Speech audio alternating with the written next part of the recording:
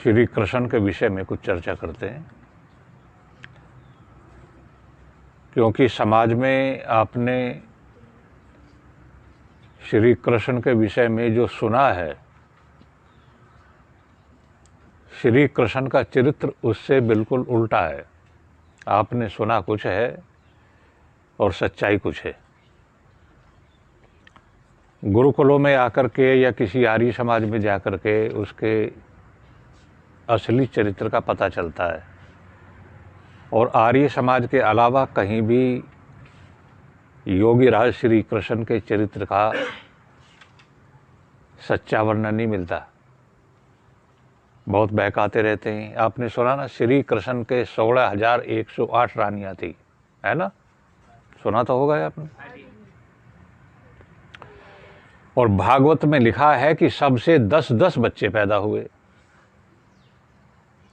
16,108 रानियां थी और सबसे 10-10 बच्चे पैदा हुए। ठीक है ना? तो ये बताओ, 16,108 स्त्रियों के जब बच्चे होते होंगे और वैसे भी सबसे 10-10 हुए, तो कितने बैठते हैं? ये तो लाखों की संख्या में बैठेंगे। तो उन्होंने ये सिद्ध कर दिया कि श्री कृष्ण एक बहुत बड़े व्याभिचारी व्यक्ति थे। लेकिन ऐसा नहीं है। श्री कृष्ण की 16,108 नहीं, बल्कि केवल एक रानी थी, एक पत्नी थी उनकी, और एक पत्नी से भी उन्होंने जीवन में केवल एक पुत्र उत्पन्न किया। क्या नाम था उनके पुत्र का? देखो, प्रद्युमन।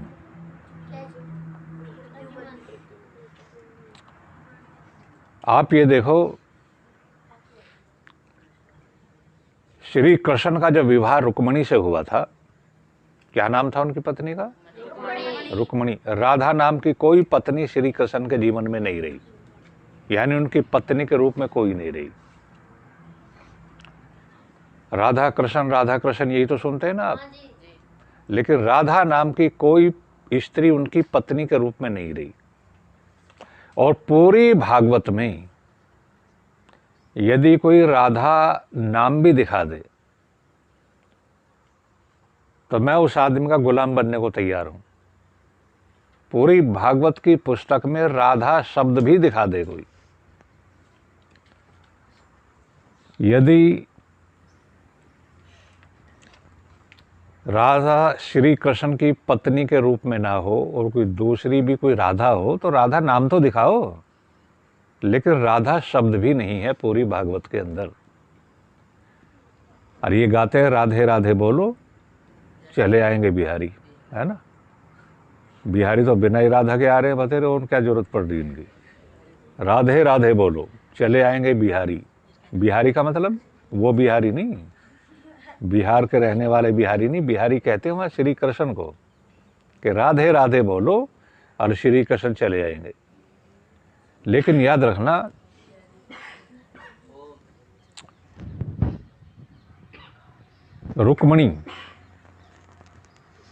रुक्मणी के साथ में जब श्री कृष्ण का विवाह हुआ, तो श्री कृष्ण ने एक बात कही थी। उन्होंने कहा कि रुक्मणी, मैंने 48 वर्ष तक ब्रह्मचारी रहने का व्रत लिया हुआ है। कितने वर्ष? 48 वर्ष के 48 वर्ष तक ब्रह्मचारी रहने का व्रत लिया हुआ है, और अभी मेरी आयु 36 वर्ष है। तो कितने साल बाकी हैं? 12। उन्होंने कहा अभी 12 वर्ष बाकी हैं। तो 12 वर्षों तक हम दोनों को ब्रह्मचारी रहना है। 48 वर्ष का हो जाऊंगा जब हम आपस में मिलन करेंगे। पूरे 48 वर्ष तक ब्रह्मचारी रहने के बाद तो रुक्मणी ने कहा कि मुझे स्वीकार है। 48 वर्ष रहो या अधिक रहो, मुझे स्वीकार है। तो रुक्मणी और श्री कृष्ण दोनों चल करके वहां पहुंचे थे, जिसे कहते हैं बद्रीनाथ। सुना होगा ना, पहाड़ों में एक जगह है। और बदरी संस्कृत में बेर को कहते हैं, खाने वाला बेर होता है ना। तो वहाँ हजारों एकड़ जमीन में बेरों का जंगल था। और बेर जो होता है ब्रह्मचारी के लिए बहुत अच्छा होता है, पौष्टिक होता है, वीर्यवर्धक होता है। आप बेर को पके हुए को चबाएंगे ना और बेर को खाएंगे तो वो बहुत वीर्य को बढ़ाने वाला होता है। एक तो धुली हुई उड़द की दाल मिलती है, यहाँ नहीं मिलती, और बेर, ये वीर्यवर्धक होते हैं। तो वहाँ दोनों ने बद्रीनाथ के जंगल में एक कुटिया में 12 साल तक दोनों ने तपस्या करी थी, योग अभ्यास किया था।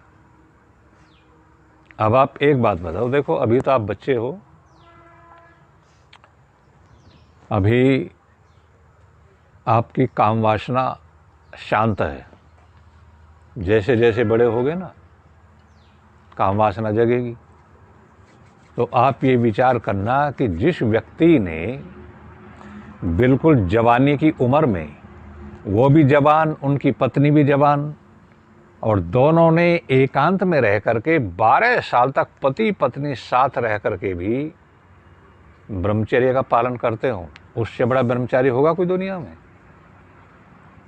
श्री कृष्ण योगी, वेदों के विद्वान, बलवान, धर्मात्मा, परोपकारी, जितने भी मनुष्य के अंदर गुण होते हैं, एक भी गुण ऐसा नहीं है जो श्री कृष्ण में ना हो, यानी उनमें सारे के सारे गुण थे।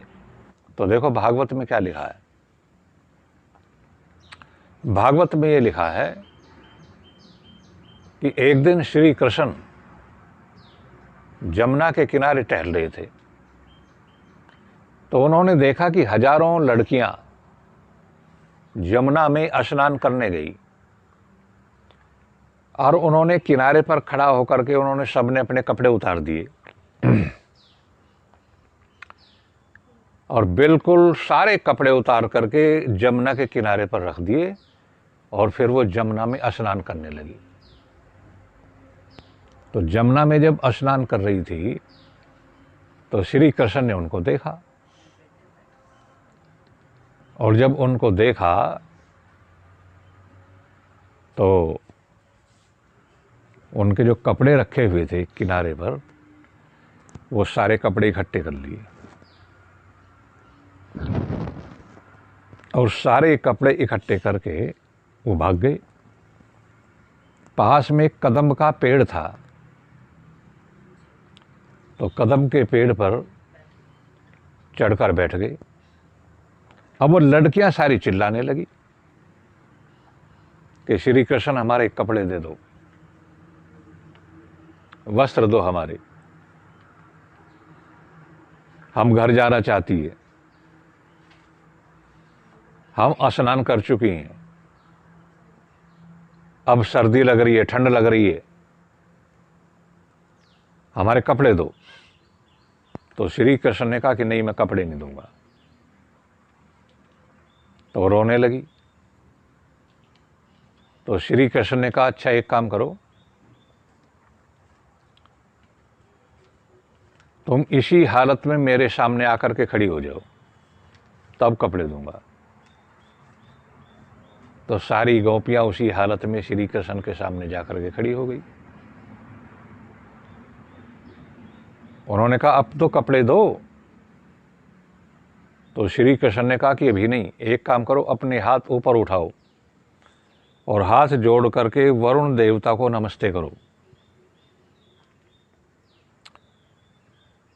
उसे नमस्ते करोगी जब कपड़े दूंगा। तो सबने ऊपर को हाथ उठा दिए,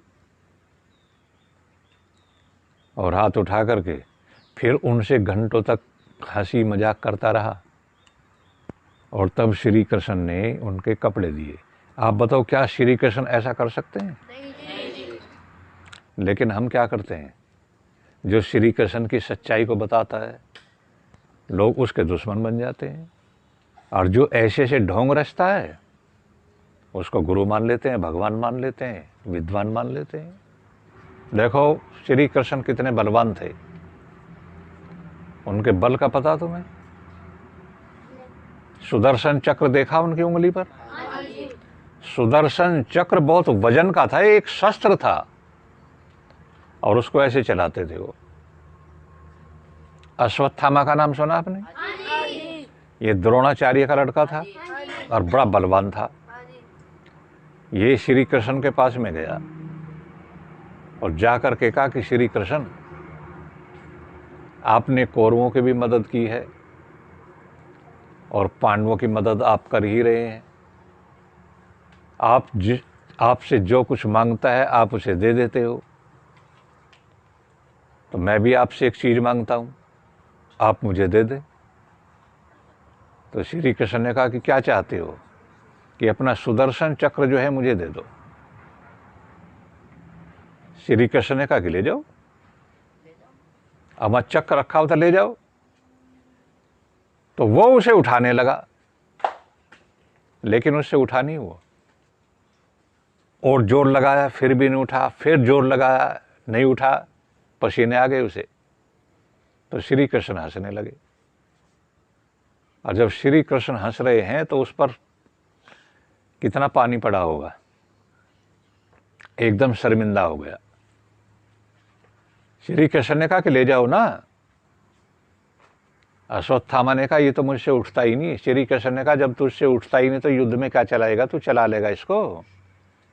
तो उससे जब यहीं से नहीं उठा, और श्री कृष्ण उसको एक उंगली पर रख करके, देखा ना आपने, बहुत जगह देखा होगा, सुदर्शन चक्र उनकी ऐसे उंगली पर है, और वो ऐसा था कि युद्ध के मैदान में हजारों का सिर 1 मिनट में काट देता था, जाता था लौट करके फिर वहीं आ जाता था, ऐसा वो शस्त्र था। लेकिन हमने उन्हें क्या बना डाला? वो तो माखन चोर था, मक्खन चुराता था, है ना, लड़कियों के पीछे भागता था, उनके वस्त्र चुरा लेता था, एक स्त्री के साथ बलात्कार कर दिया उन्होंने। यही पढ़ा ना आपने? सारे भागवत को पढ़ जाओ आप, यही मिलेगा आपको। लेकिन श्री कृष्ण क्या कहते हैं? देखो, श्री कृष्ण कहते हैं कि महाभारत पढ़ने से ही पता चलता है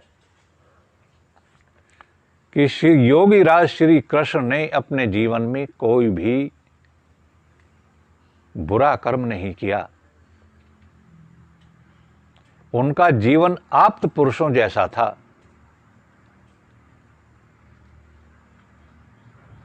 पढ़ा आपने? आप्त पुरुषों जैसा उनका जीवन चरित्र था। और एक जगह ये लिखा ना, लेकिन भागवतकार ने मनमाने दोष लगाए हैं, और भागवत लिखने वाले तू माँ के पेट में क्यों नहीं मर गया था। वो कहते हैं श्री कृष्ण ने अपने जीवन में कुछ भी बुरा काम नहीं किया। उनका जीवन आप्त पुरुषों, आप्त कहते हैं ना, आप्ति, जो परमेश्वर को प्राप्त कर लेता है, जो वेदों का ज्ञाता हो जाता है, जो तर्क शास्त्री हो जाता है, आत्मा परमात्मा प्रकृति तीनों का ज्ञान प्राप्त कर लेता है, उसे आप्त पुरुष कहते हैं।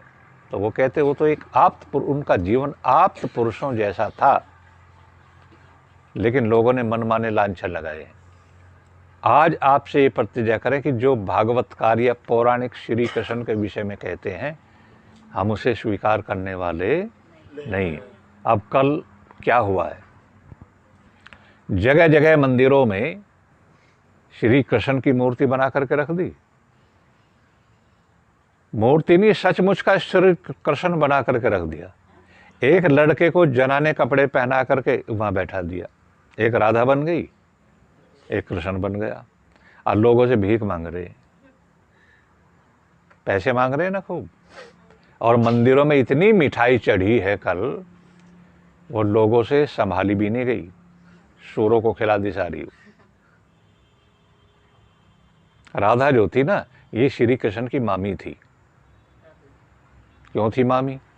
तो श्री कृष्ण की जो माँ थी यशोदा, यशोदा का भाई था रायण, समझा ना, लिख लो इसे, रायण नाम था। और रायण की जो पत्नी थी वो राधा थी, तो मामा की पत्नी मामी लगेगी नहीं लगेगी। और राधा की जो बाप था उसका नाम था वृषभानु।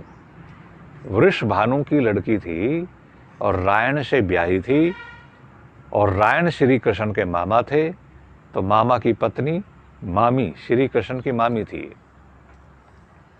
एक राधा और थी, एक राधा और थी जो यशोदा ने अपने घर पर नौकरानी रखी हुई थी, कपड़े धोने के लिए, बर्तन साफ करने के लिए, ऐसी नौकरानी थी। एक दिन कहते हैं श्री कृष्ण उस पर आसक्त हो गई और उसे लेकर के जंगल में चले गए। जंगल में एक बगीचे में बैठ कर के दोनों ने शराब पी, और शराब पी करके सारी रात फिर दुष्कर्म किया। आप बताओ श्री कृष्ण के विषय में जो ये लिखते हैं वो पापी हैं या नहीं है? लेकिन हिंदू इतना बेवकूफ़ हो गया, जो इन बातों की सच्चाई को सामने रखेगा ना, तो आर्य लोग कह देते तो आर्य समाजी हैं, ये तो कृष्ण को मानते ही नहीं है, ये तो राम को मानते ही नहीं है। और एक राधा और थी, वो डांसर थी, उस जमाने की नाचने वाली थी। सपना चौधरी का नाम सुना आपने? ऐसी थी वो बिल्कुल। अब जो सपना चौधरी नाचती है ना, वो भी नाचा करती थी। और जो वो श्री कृष्ण के हजारों साल के बाद में हुई है वो, क्योंकि महाभारत के युद्ध में विद्वान ऋषि मुनि सब मारे गए थे ज़्यादातर, और विद्याएं लुप्त हो गई थी।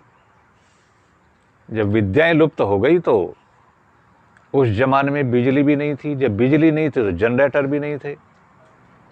तो जब कभी कोई कार्यक्रम होता था तो उस सभाओं में रोशनी करने के लिए